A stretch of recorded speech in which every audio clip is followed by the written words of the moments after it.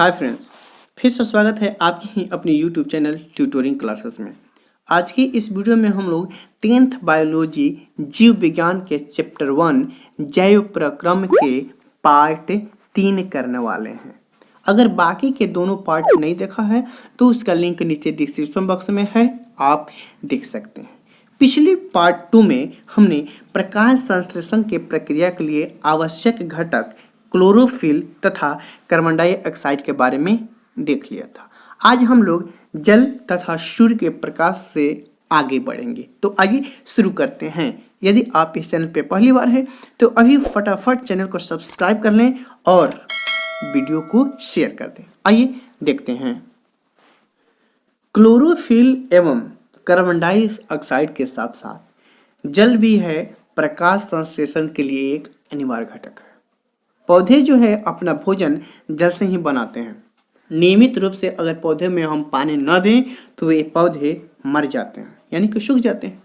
और पौधे जो है अपना भोजन जो है जड़ से जल के साथ साथ अन्य खनिज लवण को भी अवशोषित करते हैं जो जल में घुले रहते हैं। इसलिए प्रकाश संश्लेषण के लिए जल भी एक महत्वपूर्ण उपयोगी है। इसके बाद देखते हैं सूर्य का प्रकाश।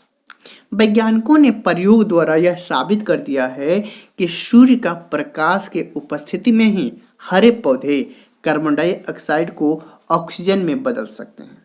अंधेरे में प्रकाश संश्लेषण की प्रक्रिया नहीं हो सकती है।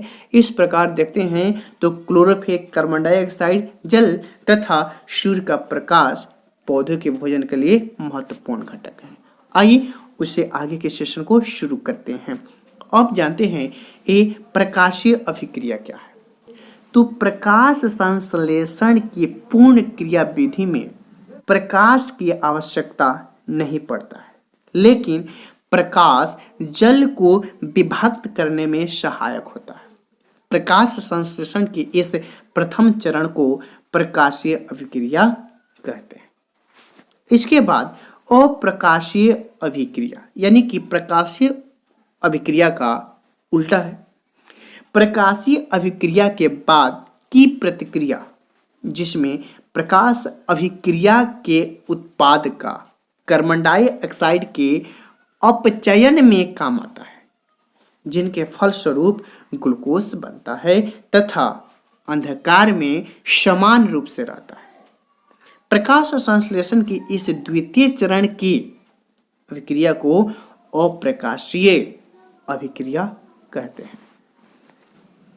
अब जानते हैं हम लोग अमीबा अपना भोजन कैसे बनाता है या अमीबा में पोषण कैसे होता है। यह क्वेश्चन बहुत ही हाईलाइटेड है, आपसे पूछा गया है कई बार। अमीबा में पोषण जो है निम्न तरीके द्वारा होता है। अमीबा अपनी सतह पर उंगली जैसी अस्थायी आवर्त बनाता है। इन्हें ही कुटपाद कहते हैं। कुटपाद भोजन को घेर कर एक खाद्य नहानी बना देता है और स्वयं जो है उसमें से गायब हो जाता है। इसके बाद कोशिका द्रव्य में उपस्थित पाचक एंजाइम खाद्यदानी में प्रवेश करते हैं और भोजन को पचाते हैं। खाद्यदानी कोशिका में भ्रमण करती है और पचे हुए भोजन के कण विसरित होकर कोशिका द्रव्य में मिल जाते हैं। तत्पश्चात रिक्तका घूमते घूमते कोशिका के सतह में चिपक कर फट जाती है। तब अपच भोजन कोशिका से बाहर निकल जाता है। उसी में एक और क्वेश्चन आता है, पैरामीशियम में भोजन किस प्रकार का होता है या पोषण किस प्रकार से होता है। तो देखिए, पैरामीशियम भी एक कोशिकीय जीव है, जैसे हमारा अमीबा है। अमीबा और पैरामीशियम जो है एक कोशिकीय जीव है। पैरामीशियम जो है एक प्राणिसम भोजी जीव है, लेकिन इसका आकार निश्चित होता है तथा इसका शरीर प्रचलन अंगक शिलिया से ढका रहता है। पैरामीशियम का भोजन अंतर्ग्रह शरीर के एक निश्चित स्थान से होता है, जो कोशिका मुख या साइटोस्टोम कहलाता है।